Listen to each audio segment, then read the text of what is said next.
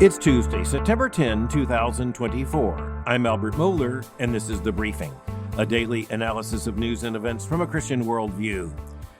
Well, as Americans are looking to the 2024 presidential election, and predictably right now there's little discussion in terms of the media other than that, you come to understand that what takes place tonight in Philadelphia could be determinative. And that's not always been the case. When you look at presidential debates, they have not always loomed with this kind of significance. But in this case, let's just remember that the last presidential debate was so impactful that President Joe Biden had to withdraw from the race. The president's disastrous performance against Donald Trump in the first of what was supposed to be a duo or series of debates, it was enough to press him from the race. Democratic leaders eventually coalesced around the agenda of forcing Joe Biden from the ticket and replacing him with his vice president, Kamala Harris. And thus the debate tonight is going to be the vice president of the United States, Kamala Harris, who is the 2024 Democratic nominee, against Donald J. Trump, the former president of the United States, who is the Republican nominee.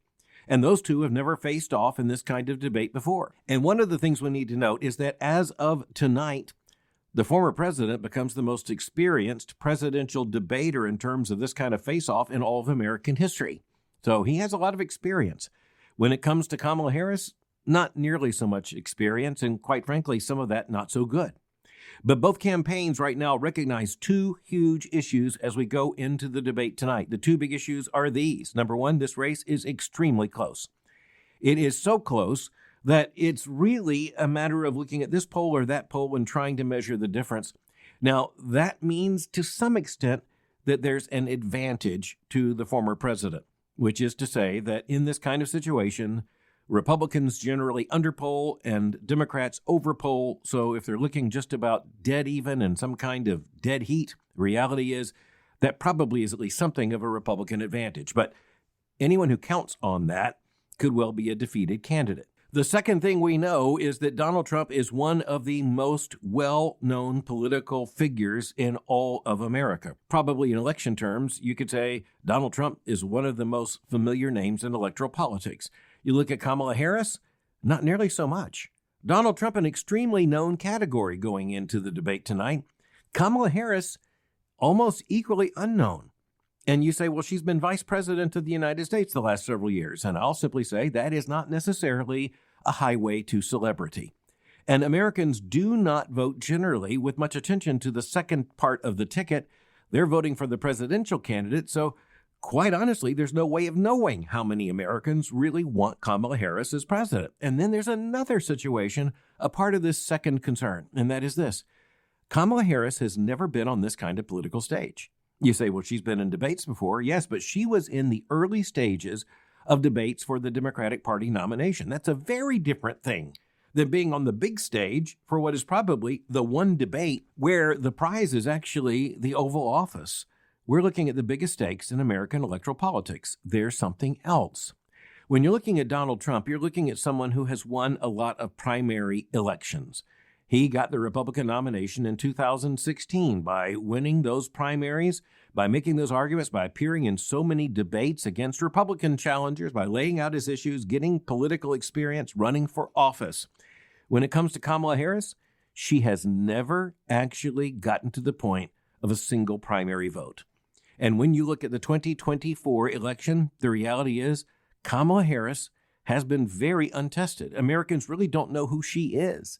And so you also have Democratic consultants who are saying, you know, what Kamala Harris needs to do is show Americans who she is.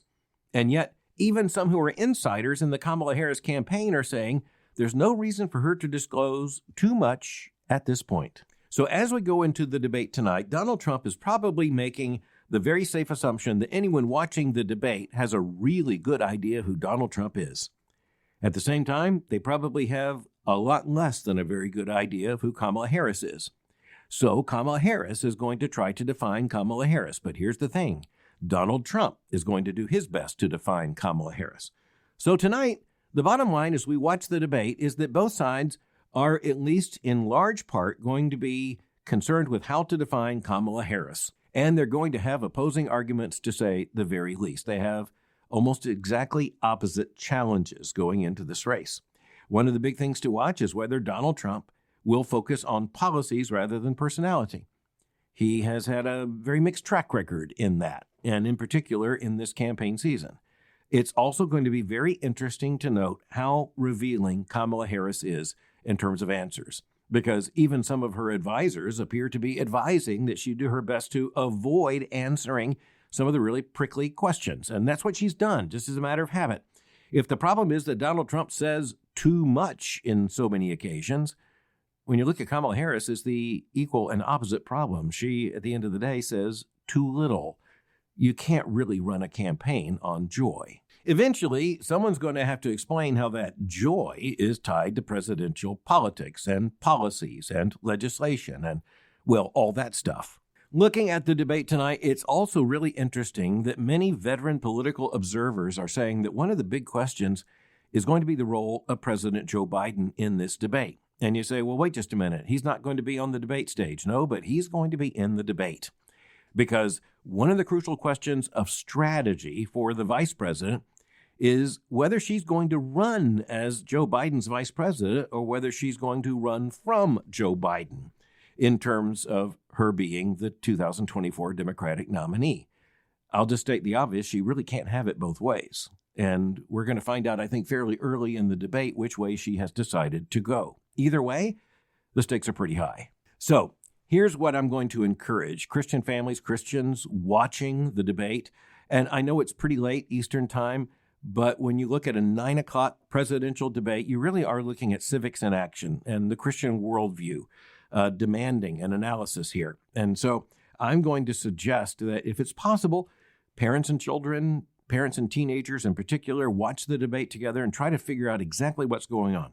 So here are a couple of points I wish you would consider as you watch the debate. I would say it comes down to a couple of things. Number one, what was said, and number two, what wasn't. Okay, now the first point might be more obvious because people are going to be talking about what was said, but it's equally important to recognize what wasn't said. So let's just take those apart for a minute. What is said, well, that's pretty easy, you say. You can print out a transcript of what is said. Yeah, but people can say a lot without saying anything. And one of the tricky issues in this kind of debate is how much of it is actually, to any extent, about real policies or real answers to the questions. And of course, one of the questions is, what are the quality of the questions? And that's going to be up to the moderators in this case from ABC News. But Americans are going to have to watch this trying to figure out, okay, what exactly did he say? What exactly did she say? And as you're looking at that, you need to recognize that one of the goals of a politician in this kind of context is to get away with answering as little of the moderator's question as possible. And so this is actually political advice. It's also advice given to CEOs and others who find themselves in a position of having to make public comment. You will have advisors say, here's the thing, say as little as possible, shift the subject, keep the language coming, keep a smile on your face, don't appear to be rattled, but it really doesn't matter what they ask. You say what you're there to say. That's the kind of advice coming from many political consultants. I just have to hope that Americans aren't going to put up with that because we deserve answers to a lot of these very important questions. Now, I don't have any control over what the moderators ask, but we do have the responsibility to watch and say, that was a very significant question. How did he answer it? How did she answer it? Or how did he not answer it? Or she not answer it? So what is said tonight is going to be really important, but here's where we also need to outthink those who are on the stage and at least try to take the thinking apart here and recognize, that's really interesting because she just said that and it amounts to nothing. And I'm trying to use the pronouns going back and forth. And by the way, at this point, we are still talking about categories we understand and Christians will affirm are real, such as he and she. I hope that's an issue that comes up tonight. When I talk about what's not said, just be watching for this. When there is a question posed to one of these candidates, and you can kind of see in the candidate's eyes, he doesn't like this question, she doesn't like this question, what follows may be a calculated, or for that matter, an improvised at the last minute non-answer. And here's where we need to understand that a non-answer is, in one sense, a real form of an answer. It means this person, this candidate, does not have a policy that he or she believes the American people are going to believe or to buy. So we'll be watching it together tonight, and I guarantee you that tomorrow we're going to have a lot to talk about because it is almost unprecedented in America's electoral history that it comes down to one debate like this. Just one debate that no one knew we were going to be having just a few weeks ago that may now turn out to be the most important singular event of the 2024 presidential campaign. And if you think that sounds like a really big statement, well, just consider this. Donald Trump and Kamala Harris have never appeared on this kind of platform together before. And in a very real sense, it's unlikely they will ever appear on this kind of platform again. But they do represent the big choices being presented to the American people on the ballot in November for the highest office in the land. So I'll just say, if you don't find this interesting, frankly, I don't know what would interest you. We'll be back to talk about it tomorrow. Well, all right, while we're thinking about these things, I need to say that sometimes there's a big cultural turning point, and when it happens, you just need to really note it, and you need to take account of what it means. So here's a headline in the New York Times in recent days in the print edition, September the 7th, that's Saturday. The headline, "Is the Heart of America Threatening Democracy?" Jennifer Szalai is the reporter on the story. It's the Critics' Notebook section of the New York Times. And the subhead in the article says, "The Constitution may be the cause of our dysfunctional politics, several scholars argue." Okay, now wait just a minute. To her credit, the reporter actually does begin with the question I had, which is, what side are you taking on this constitutional issue? Because the Democrats have been saying, Donald Trump's a danger to the Constitution. Donald Trump's a danger to the Constitution. And now you have liberal scholars coming out saying the Constitution's a danger to America. The Constitution's a danger to America. That's exactly what is taking place. I have in my hands here in the studio the book by Erwin Chemerinsky, who is the dean of the School of Law at the University of California, Berkeley, one of the most well-known, very liberal constitutional scholars in the United States. His new book is entitled "No Democracy Lasts Forever." The subhead, "How the Constitution Threatens the United States." Now, wait just a minute. Here you have one of the most influential liberal legal scholars in America writing a book telling us that the Constitution threatens the United States. And so you have two warnings coming out right now. You have the warning coming from the left. Donald Trump is a threat to democracy, a threat to America's constitutional order. And then you have the argument coming from the left now, the Constitution's a threat to the American order. Now, which is it? Now, to the credit of this New York Times piece, it actually, in just a matter of one paragraph, understands the irony of what it's all about. Quote, "It's no surprise, then, that liberals charge Trump with being a menace to the Constitution, but his presidency and the prospect of his reelection have also generated another very different argument that Trump owes his political assent to the Constitution, making him a beneficiary of a document that is essentially anti-democratic and in this day and age increasingly dysfunctional," end quote. Okay, now I'll just tell you that when you look at the political, ideological bifurcation in the United States, let's just say liberal and conservative, left and right, I want to say that you can have some very bad thinking on both ends of that spectrum. But what we're looking at here is a massive, not to say ironic, inconsistency on the part of the ideological left in the United States. You can't have it both ways. You can't have it that conservatives are a threat to the Constitution. Oh, wait just a minute. The Constitution's a threat to our democratic order. You can't present yourselves simultaneously as the savior of the Constitution and the one who wants to call for the end of our constitutional order. Someone at least needs to recognize this inconsistency. If nothing else, let's start to recognize it right here, right now. Okay, so let me just fast forward and tell you what the big critique is. The big critique is that the U.S. Constitution, ratified late in the 18th century as a way of concretizing and making operational the American order. And that includes, of course, the Bill of Rights, the first 10 amendments to the U.S. Constitution. You would think that's virtually, in a secular age, sacred territory for the ideological left. But the argument is now that there are huge problems in the Constitution and that it was wrongly negotiated because of the necessity of getting all 13 of the states to ratify the document. And so deals were made, and they were very bad deals that, at least according to some of these theorists, invalidate the Constitution now. And then they come back and say there are two other big issues, two other huge issues. Number one, it's just not fair because of the United States Senate.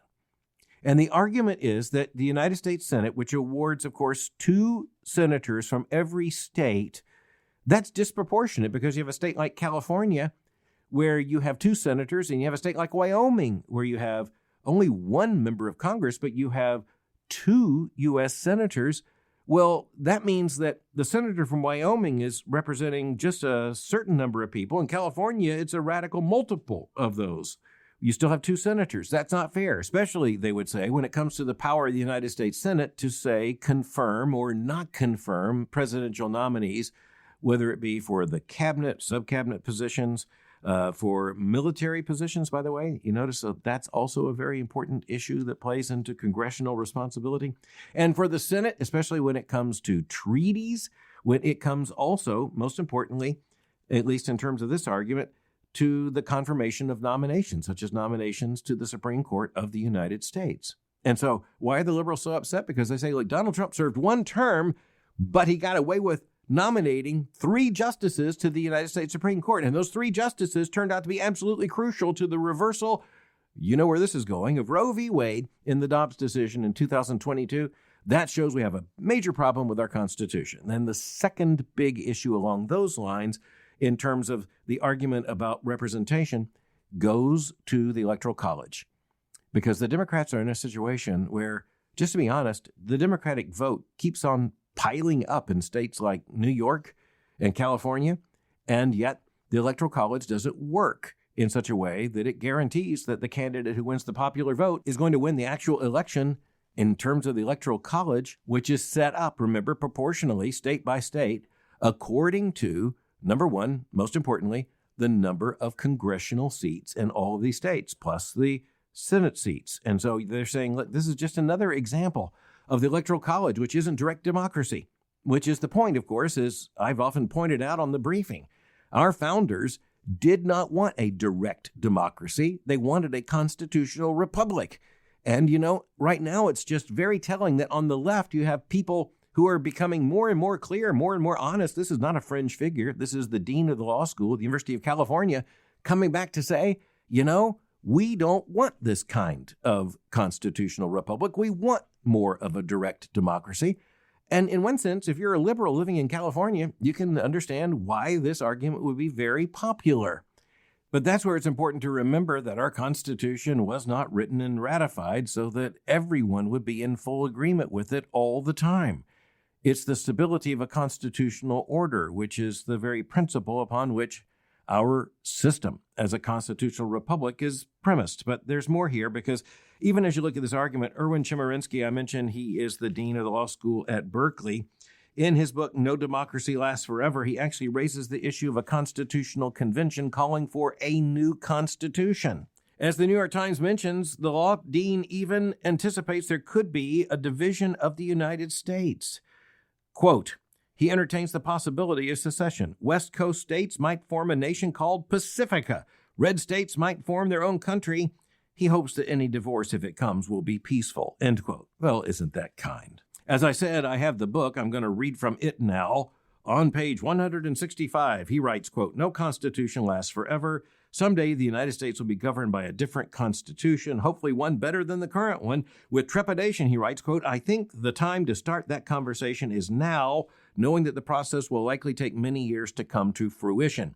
Rather than pursue several individual amendments to fix what is broken in the current Constitution, it might be better to start over and adopt a new Constitution. End quote. He later writes that it's time for the procedure pursuant to Article 5 of the Constitution be invoked when states can call for a constitutional convention that Congress must then convene. He recognizes that we could come out not only with a new constitution, but we could come out with a new nation, or even, as the New York Times reminds us, his argument could lead to new nations. He acknowledges the danger, quote, the danger exists that the new Constitution would be worse than the existing one, end quote. Now, how's that for an inspirational message? Follow my plan, you could come out with something even worse than what we've got now. He continues, quote, liberals surely fear a document that enshrines the current conservative agenda, while conservatives obviously fear the reverse. How will the Constitutional Convention deal with the most divisive issues like abortion and gun rights? Both sides of the divide on these issues will try to have the document embody its views. Both sides know that their work will be naught unless the document can be passed by the convention and ultimately ratified by the people, end quote. Well, I'm just going to go out on a limb here and say I don't think this is likely to become a reality anytime soon. And that's because I think the law school dean at the University of California, Berkeley, set aside here for a moment, I don't think most Americans are willing to risk what would be involved in a constitutional convention. We know as a nation who we are going into the convention. We do not necessarily know what we would be on the other side. Furthermore, he's right. There would have to be a ratification process whereby the Constitution as newly proposed would be ratified. And at that point, well, he has to end his book with a chapter about how this could lead not only to a different nation, but different nations. It could lead to a breakup of the United States of America. Now, here's where I just want to underline something really, really important. We've been told by the ideological left that conservatives are the big problem because we pay too much attention to the text of the Constitution. Oh, yeah, that argument's in here too. The argument is reflected in the New York Times article about this book and about the debate, in which they're saying, like, conservatives are paying so much attention to the text of the Constitution, textualism, originalism, strict constructionism, as it is known, when they say the problem could be avoided if conservatives would just go along with the fact that we ought to have a more elastic understanding of the Constitution, which means more like Roe v. Wade, for example. So I am not talking about this simply because it's a big news story. I'm talking about it because it's hard to come up with a story, an article, a development, which is actually more revealing of the worldview crisis we now face. But as Christians, we understand, this is a little more complex than can be reduced to a New York Times story, even one, frankly, as comprehensive as this one. This is not going to be something that can be even adequately described in a book, such as Dean Chemerinsky's new book. This is actually something that Christians understand reaches far deeper levels and, frankly, hits closer to home than many Christians might think. Because when you're talking about interpreting a text, well, here's the deal. There are limited ways to interpret it. And it generally comes down to the fact that there's a conservative and a liberal way of trying to look at any text. And the conservative argument in every case is going to be, well, it comes down to words and phrases and sentences and paragraphs. The text means what the text says. And in various contexts, you have liberals who say, that's just tying ourselves to ancient prejudices and to ancient texts. We're a modern people. We need to have modern interpretation of these texts. And you say, well, what does this have to do with something peculiar to Christians? It has to do with the fact that when you talk about liberal and conservative, it's not just about interpreting the Constitution. It's about how to read and interpret the Holy Bible.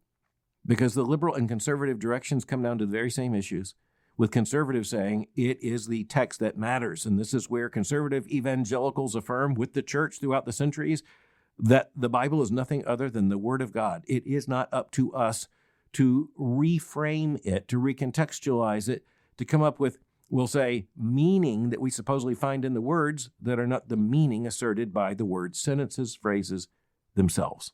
And in both cases, whether it's constitutional liberals or liberals when it comes to biblical interpretation, you have people saying, the text doesn't have to mean that now. We're in a different context. We're modern people. And so we need modern interpretations. I think at least when it comes down to this issue, it's important to recognize that the liberals in the political sense are running out of runway on that. And so they're now saying, what we need is a different text. That's a radical statement. And yet in their own way, that's what a lot of liberals in the theological world are doing themselves. We need a new text. Just look at the fact that so many of them have now just stopped arguing about the Bible and just closed the book, moving on to something else. By the way, the New York Times article also cites a liberal scholar who complains about conservatives who have undermined, quote, progressive policies while using the soothing language of constitutionalism, end quote. Oh, now we just have to end with this. When you are accused of taking words and sentences too seriously, when you are accused of dishonoring the Constitution by actually saying it means what it says and that's what stands, you've reached the very end of an argument that has reached not only exhaustion, but frankly, irrationality. But when it comes to this, we have to recognize this danger is all too real. This proposal is becoming all too common. And it tells us a great deal about where we stand in terms of the future of our constitutional republic. Thanks for listening to The Briefing. For more information, go to my website at albertmohler.com. You can follow me on Twitter or X by going to twitter.com/Albert Mohler. For information on the Southern Baptist Theological Seminary, go to sbts.edu. For information on Boyce College, just go to boycecollege.com. I'll meet you again tomorrow for The Briefing.